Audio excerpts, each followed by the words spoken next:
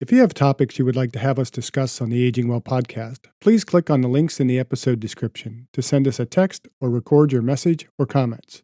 We'd love to hear from you and how we can help you age well. If you benefit from the Aging Well podcast and would like to support the content financially, please click on the Support the Show link or support our affiliates and advertisers.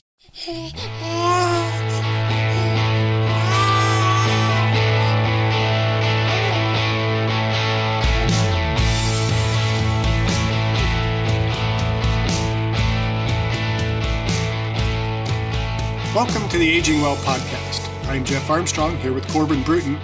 In this and the episodes that follow, we will share candid discussions on aging and hear from the experts. We are here to inform and encourage as we experience, aging.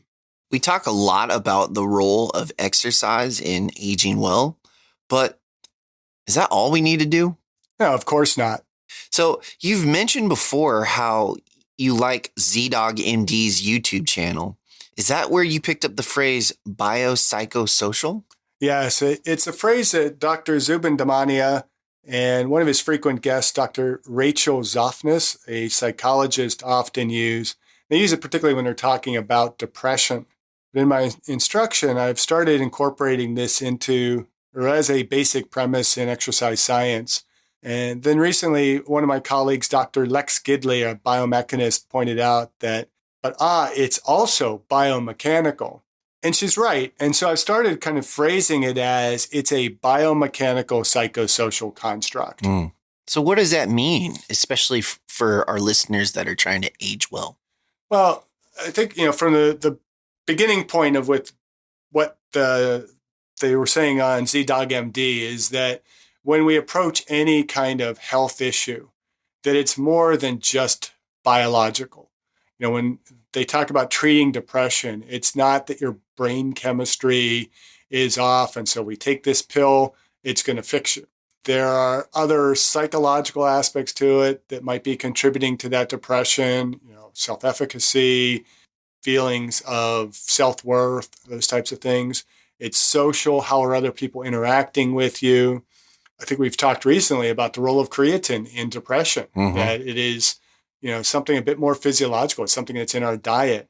And so when I talk about aging being or just simply well-centeredness, being well, being associated with a biomedical psychosocial construct, it means that we are the product of our biology. So we can talk genes or, things that we're eating, how our physiology is functioning, but it's also mechanical. You think of how we carry ourselves when we are maybe feeling a little bit down or depressed. You can see somebody walking towards you and know that something's wrong with them based on their body language because they tend to kind of begin to hunch forward, walk just in a more slouched position as opposed to the other day I was on campus and this guy just comes walking by me, just strutting along, swinging his arms, big old smile on his head. And I'm thinking, hey, either that guy is messed up or he is having one awesome day. And, you could just tell that is by his mechanics, how he's moving, that he's doing very well. And how we move our bodies translates into a lot of how we function physiologically. Our mechanics are driven by our psychology. Our health overall is driven by our biology, our movement, our inactivity or activity, our psychological feelings of well-being, or how our brain is functioning. But it's also a matter of our social interactions and our social environment.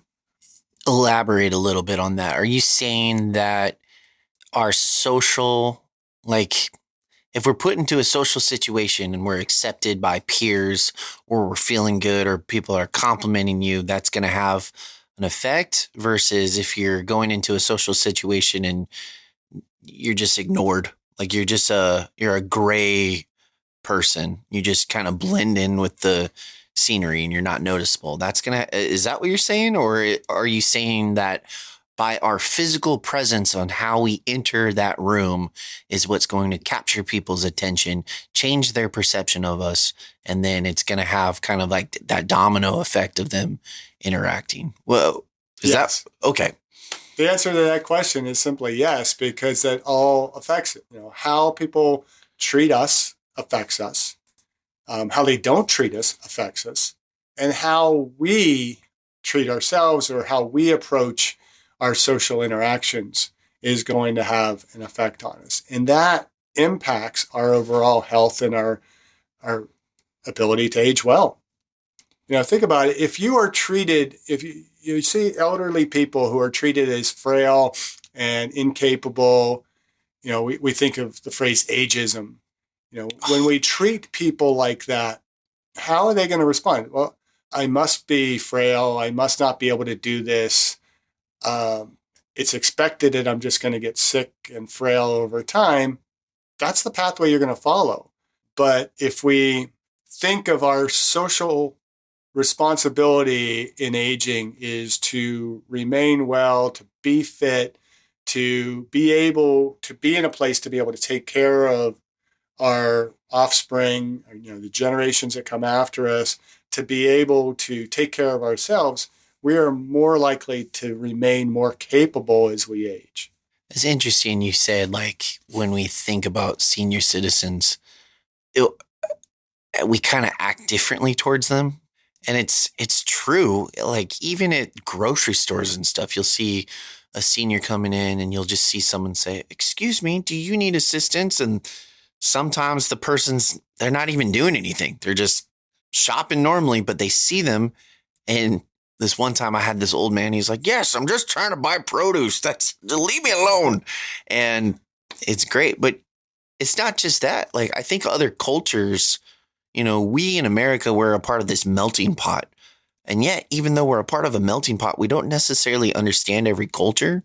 Like, a lot of times you'll see people, whether you're at a restaurant or a grocery store or at like a state agency where you have to run a few errands, and you'll see individuals where there may be a language barrier, and yet the person trying to explain something to them, instead of like slowing things down or, maybe articulating a little bit more, they get really loud and they just start yelling. And it's like, they're not deaf.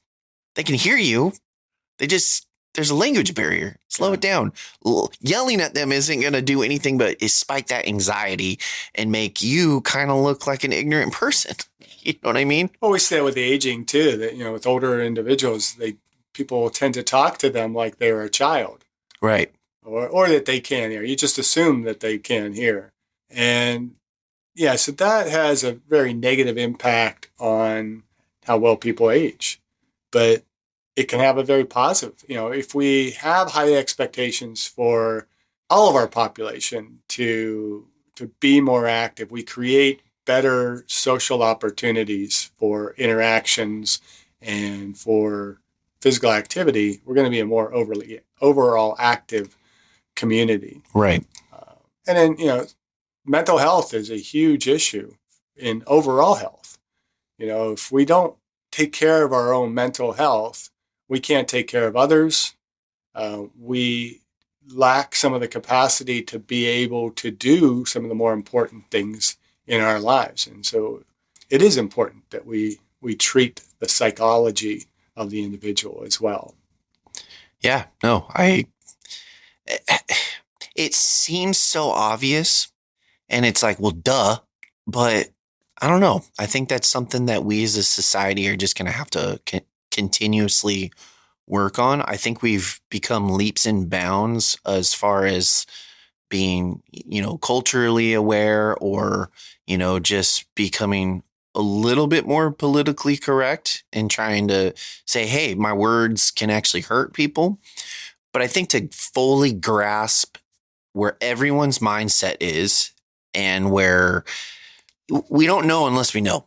Does that make sense? So kind of like everything's a learning opportunity. You and I, we're in the exercise science field, but I don't think like you, right? Or you don't think like me, or I don't necessarily live the same life that you do, but we still can have a conversation and hear each other out. And we may have different opinions on certain things, but you don't need to, I don't know where I was going with that, but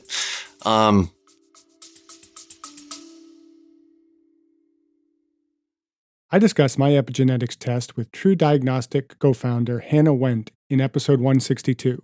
Epigenetic testing measures baseline and changes in your pace of aging, giving you the power to steer your anti-aging or health and wellness journey in the right direction. I learned that I am aging well. Click on the affiliate link in the episode description, use the promo code AGEWELL, and receive a 12% discount on your epigenetics test and monitor your pace of aging. Everybody's different. Yeah. And I think that is a big part of it, is that particularly in medicine, and this is where doctors Damania and Zofnis are coming from, that, they're in the medical community and they talk in terms of how when people come in and they have certain physiological symptoms, Right. most of the medical community anymore is just so trained to look at the symptoms and then treat the symptoms. So here, take a pill, rather than looking at some of the underlying causes for those symptoms. And those underlying causes are going to be biomechanical, psychosocial. Right. So yes, there might be something biological going on. And yes, maybe pharmaceuticals can actually treat that or remedy that. But in more situations than not, and particularly, as I view the medical community and healthcare and this idea of a need for universal healthcare, I tend to focus more on a need for universal health. But what are the things that are underlying most of the medical conditions that we see in this country? Diabetes, heart disease, even, mental illness, depression, a lot of these things. What's underlying those? And I would say most of it goes back to a lack of physical activity and a lack of good nutrition, a lack of exercise, a lack of good sleep. Those are all things that we start to correct those. We start to correct a lot more of the health problems that we have in this country. And so it's more than biological. It's not just simply treat the symptom with something that is going to alter your biology. You look at, okay, well, mechanically, what might be keeping somebody from being physically active? And certainly as we age and we lose some of our muscle mass, we lose some of our physical capability, we are going to become increasingly less active. That's why we keep pushing resistance training, because even though cardiovascular exercise is very important, if that's all we're doing, eventually we get to the point where we lose muscle mass, to the point where we lose a functional capacity and we can't do as much. And it becomes this vicious cycle downward where we become less and less active and less fit. We can also look at, well, how is that affecting one's obesity? And as one becomes more and more obese, then they become less and less active. And so we look at that mechanical side. And then from the psychological side, well, what is causing some of the lack of activity? Maybe it's, and this is both psychological and social, is a lot of people are inactive because they're not in safe communities, or they're not eating well because they don't have access to adequate nutrition or adequate education about nutrition.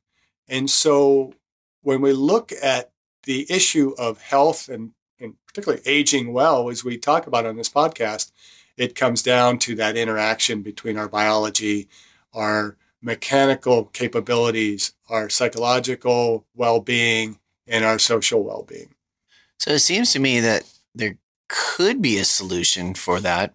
And, when you were talking about the lacks of everything, it seems like it's just a lack of education, right? It seems like people aren't educated enough on what foods they need to be taken in or at the proper time, or how much sleep they need to get. There's so much information and it's just kind of wishy-washy, but an actual facts, statistical information where people are taught from kindergarten all the way through. So then they just know.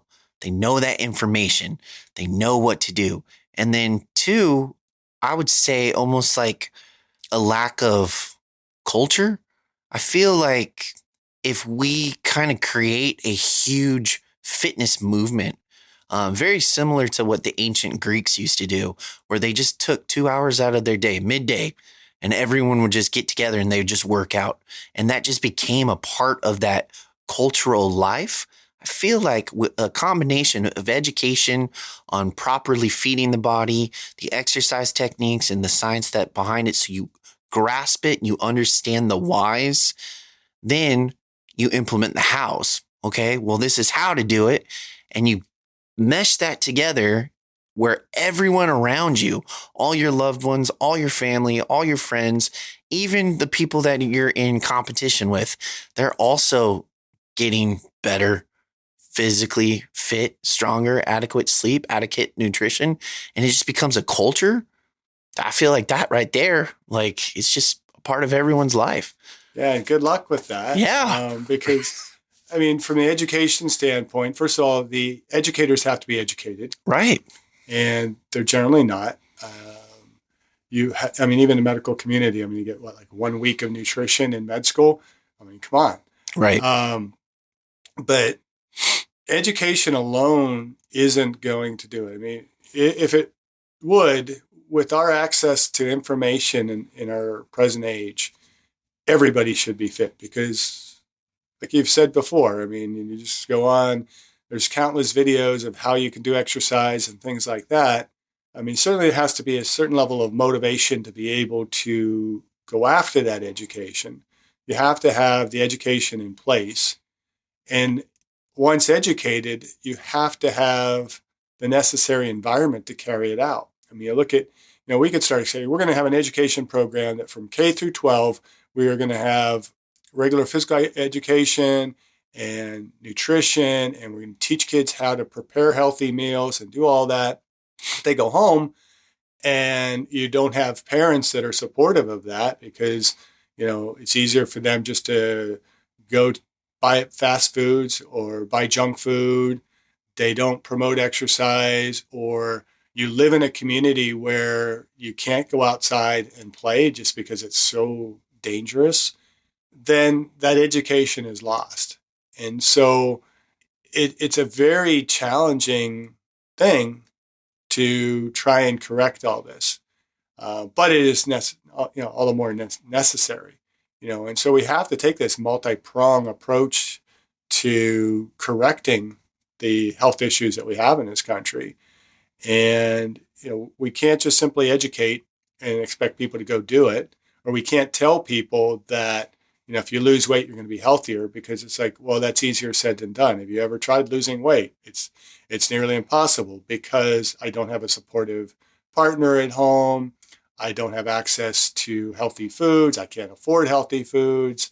I really want to do this, but I can't because, and we mentioned in the previous episode, can't never done nothing, but there are times when we are going to be restricted based on our environments and things like that. And you might recall from when you were taking exercise science classes, we kind of took that approach, the dynamic systems model, where we talked about the interaction between the individual, the task, and the environment, and that determines the outcome.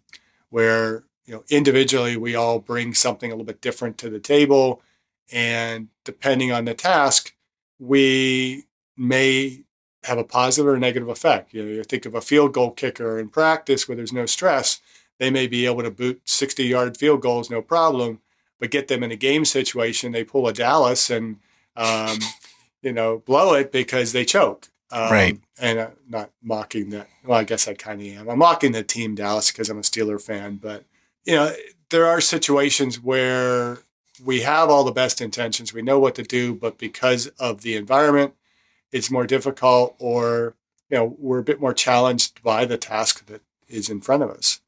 And so, yeah, aging is not easy. And if it was, we probably wouldn't have to do this podcast, right? I think that's the mission of this podcast, is to educate people. Yeah. And I hope we are focusing enough. I know we talk a lot about the role of strength training, and maybe could talk a lot more about kind of the wellness aspect of things, the spiritual, the intellectual, the emotional, and the social, as well as the physical sides of wellness. And I believe we talk a fair amount about that. But again, that brings us back to this point of the biomechanical psychosocial, that if we want to age well, we have to take a more multi-pronged approach to correcting both ourselves, our environments, and our societies in order to make that possible. I think that's where the spiritual part comes in, though, right? Because if we can believe in a higher power and we have that faith, and then eh, I don't know, it's almost like other excuses just kind of go out the window. I don't want to do this because it's embarrassing. Well, you can eliminate that, what's the social aspect or what society wants, because you have faith that it's okay what other people think, just do the right thing. I don't want to do this because it's hard. Well, if you have the faith and you're thinking like, hey, I'm not doing this alone, I got God with me, and he's doing it with me. Well, then it doesn't seem as hard. It doesn't seem as difficult. Or if you have faith, like, hey, you know what? I'm trusting you to point me in the right direction to do the right thing, to put the food in my body that is needed in order to be healthier. And eventually your whole psychology, your whole mindset, everything changes, and it starts having a physical effect on you as well. And it starts to radiate outwards, and people start to notice, what's going on? What's this guy's secret? You Yeah, know? No? yeah, that to a certain extent, yes. The spiritual aspect of wellness is a little bit more complicated, and I do think that a lot of people, particularly when they put the spiritual only in the context of religion, can end up actually being in poorer health or having poorer outcomes because they just simply kind of sit back on solely on faith, and they think that I'm going to get healthy because God is just going to step in there and heal me. It's kind of like the person, the floods come, and they move up to the second floor of the house and they're praying, God save me, God save me. Then they have to move up onto the roof and God save me. And somebody comes by in the canoe, hey, get in, we'll take you out of here. No, no, God's going to take care of me. And then a helicopter comes by. Hey, come on, we'll pull you up. We'll take you to safety. No, God will take care of me. And then the floodwaters rise and they drown. And they're in heaven and they say, God, we prayed for you to save us. Why didn't you save us? And he said, well, what are you talking about? I sent a canoe. I sent a helicopter, and you let yourself drown. When we look at wellness and this particularly the spiritual aspect of it, and when I first taught wellness in a class, I forget if it was grad school or when I first started teaching at Eastern Michigan University, I had a student say, well, I don't believe that there is a spiritual component because there should not be a spiritual component because I'm an atheist and I don't believe in God. And I said, well, it still doesn't negate the spiritual context of well-being, because whatever we believe, that is a small kind of component of spiritual wellness. That when we talk about spiritual wellness, we're actually talking about the concept that there is something greater than self. And that certainly will include a faith in a higher power and whatever our beliefs in God may be. But it goes even beyond that. And I tend to kind of favor a God that is bigger than religion itself. I think if I were to limit God to my experience in religion, I would probably likely have dismissed it. But God has grown bigger in as I have grown more spiritually well, because I see my purpose in being much more intertwined with other individuals. That what happens in my life has an impact on everybody around me, and it may not necessarily seem to be to my favor. So something bad happens to me, it may be for the benefit of somebody else, not necessarily for my benefit.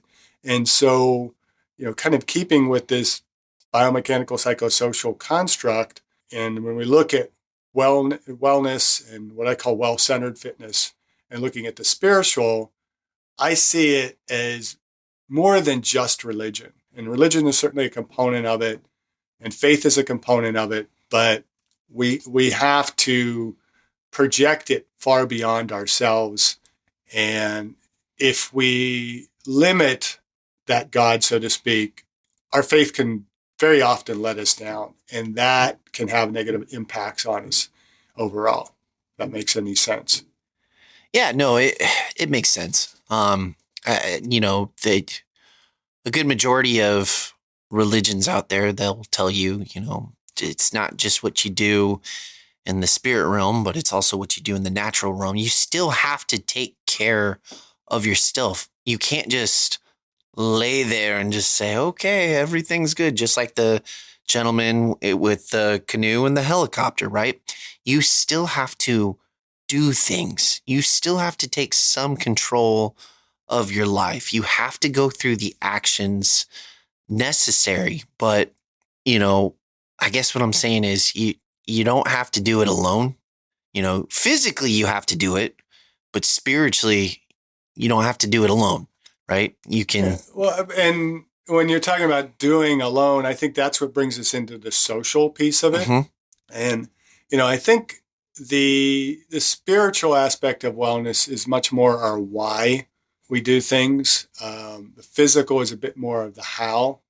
I've tended, and I wrote a paper a while back where, historically, when we talk about wellness, we're talking about a more of a pie shape, and where it's this equal division of pie slices that includes the spiritual, physical, intellectual, emotional, social, and sometimes they include um, environmental in there. But I tend to keep environmental along with all of them.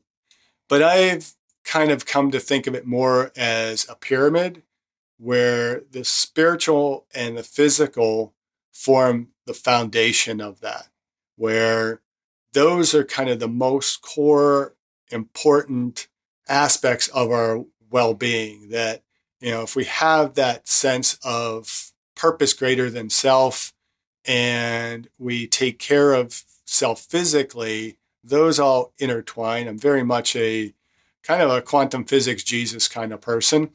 And when we have those well based, then we build on top of that. Our intellectual wellness helps to kind of feed back into that as we understand more of our universe, of ourselves, of our physiology. And then with that added intellectual growth, then that also feeds our emotional growth and our ability to better understand others, to better understand ourselves, to better be able to relate to our circumstances in life. And then on top of that is our social. And once we've kind of mastered our spiritual, physical, intellectual, and emotional, it allows us to have better social relationships.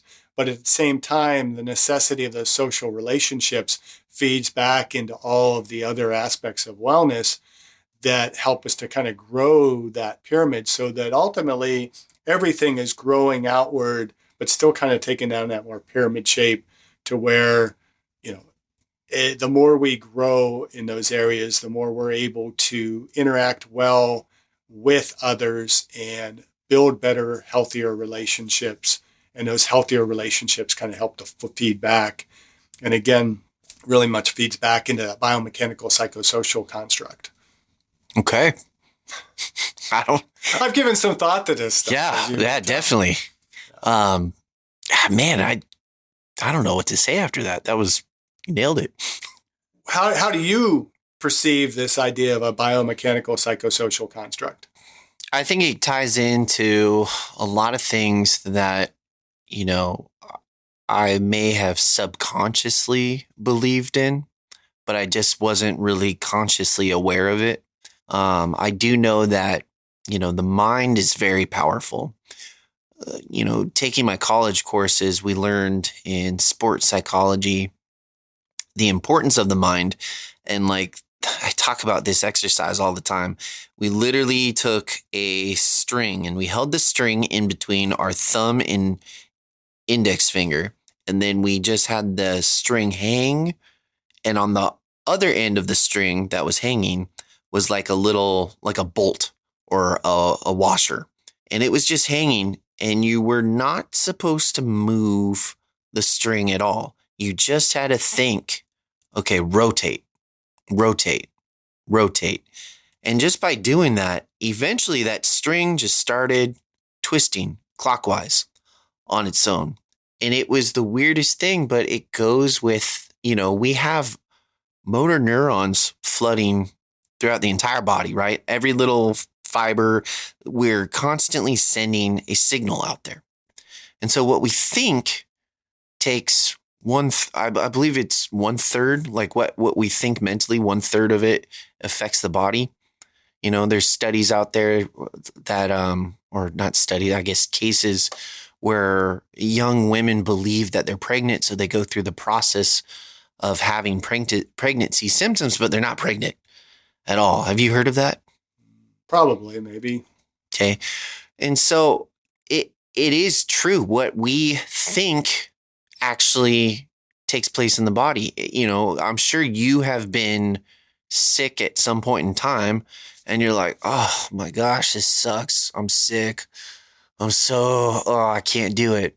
And then other times you've probably been sick with the exact same cold and you're like, nah, I'm good. I can power through this. Like, I'm still going to go to work and I'll be fine. And eventually, like, you just kind of recover and you just kind of heal after that. And then there's that whole mindset. Well, what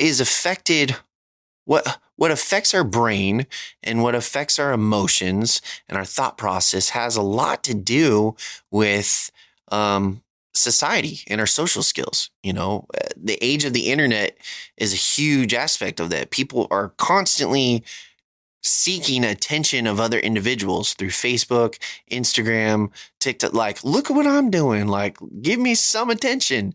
I found this funny thing. I'm going to post this sentence. I'm going to give this inspirational quote. I hope I get some likes. And even if I don't get likes, like, I just want people to see it and notice it. Well, it does something to us psychologically.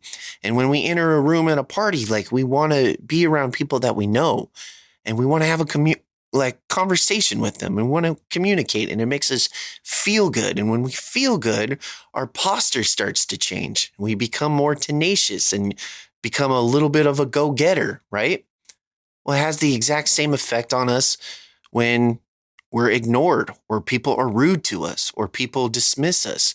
It affects our brain and it affects our emotions, and then it affects the body language. And you're like, why am I here? I don't want to be here anymore. I got to get out.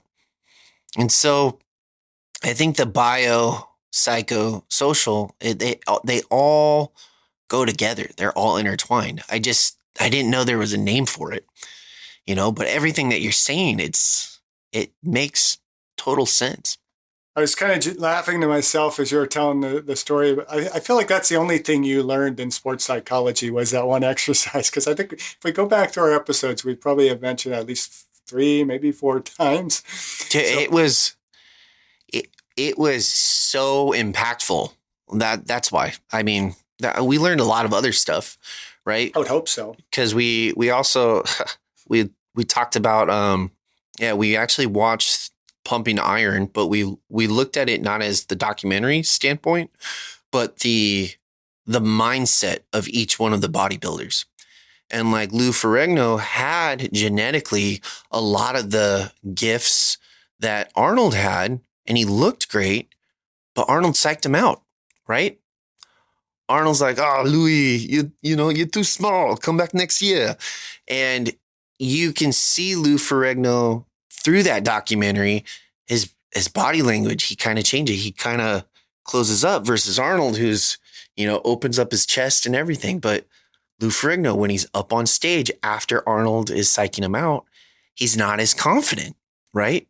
So it does have an effect on us. And I think that's why a lot of athletes, some of them are humble and they keep their mouths shut and they do that sportsmanship. And then others, they just run their mouth because they're trying to psych that person Oh, I mean, it's been that way forever. Like there is a psychological warfare when you're trying to either build someone up or break them down. It's our words are powerful. Yeah. And again, I think it underscores this whole complexity of the human existence. It is biomechanical psychosocial. I mean, you talked about body language. You talked about, the social interactions and how people can kind of get into your head.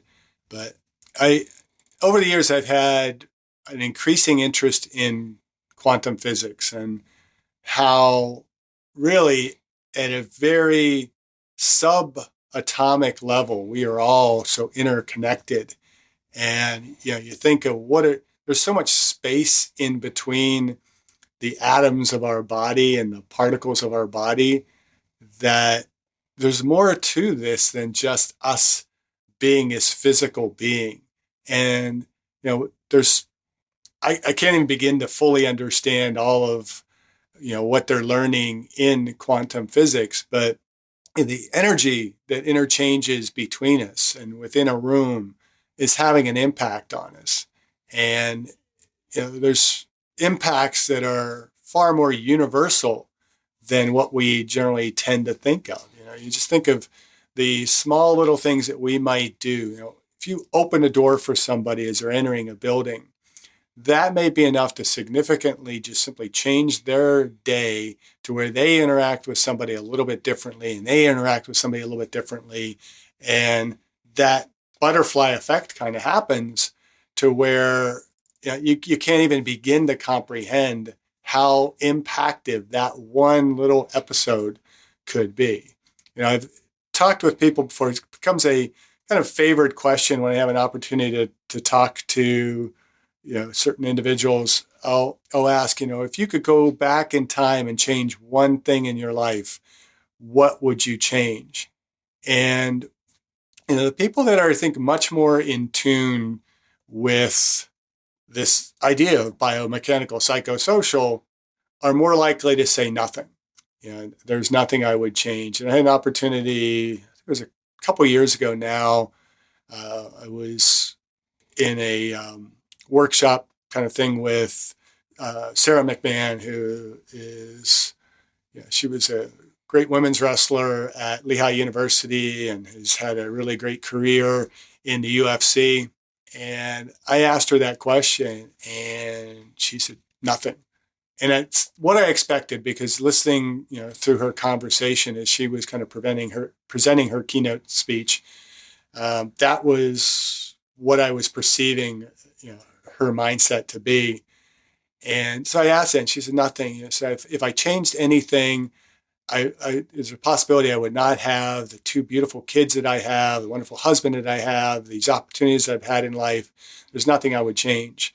And when we got off the conversation, my friend who was kind of running this whole program she was doing, it's Sandy Griffin, who we've had on the podcast before, who has this annual, it's a 12-week transformation program that she runs, and she brings in several of us to kind of talk to the people. As we get off, she said, "Do you know anything about Sarah's background?" And I said, "No." And she said, "Well," she kind of explained she had, kind of a hard childhood and some things like that. And that just added more to it. And I want to get Sarah on this show and some of those other ones because I think those are the type of people that can teach us a little bit about aging well. Right. But it was just that mindset that if we change anything, if I go back in time and just change one event, what effect is that going to have on where I am now? Because it's just like it's going to just deviate my trajectory just enough that it's going to throw me way off from where I'm at. If I say, my son right now is going through the process of kind of figuring out where he wants to go to school. He's got some opportunities to maybe wrestle, and I'd really like for him to wrestle because I think he has the opportunity. He's good enough, and he's not yet begun to peak in the sport. If he doesn't take that opportunity, there could always be that little voice in his head, what if you had done this? What did you miss out on? And when I was in high school, the only school that was recruiting me for football was the University of Chicago, and they didn't really have much of a program. I really didn't think I was big enough or good enough to play college football, and I also I would only want to go to a D1 program, and I had already decided I was going to West Virginia to major in mine engineering, and so this gentleman that was recruiting me kept calling me, and he said, "Hey, we really want you to come play here.